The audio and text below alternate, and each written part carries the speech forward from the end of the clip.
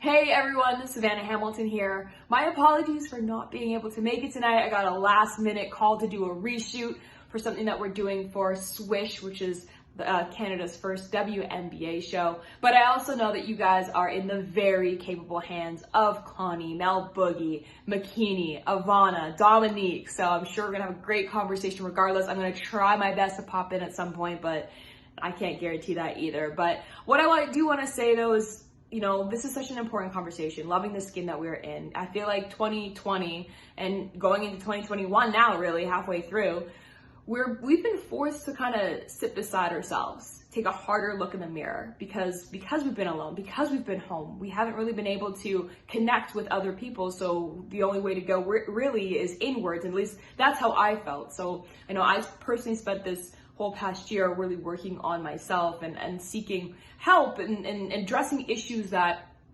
haven't been talked about enough. And one of that does come back to racialized trauma, and it's something that we could talk about. And I'm sure Dominique will also explain, as a biracial woman, as I am as myself, what that means and where we fit in. And just understanding that this world is based off of systems that were never meant for people who look like myself, and coming to terms with that, but then at the same time embracing the fact that, being the way that I am is beautiful to itself. And I would like to give a quick example. It's something that I have to deal with on a daily basis is my skin tone. I am only one of two Black female hosts in Canada in the sports world.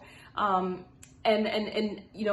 was working on a shoot the other day, and it's sunny outside and it's bright, and the producer pulled me aside, he pulled me into the shade and was like, "Oh, we can't get you too dark."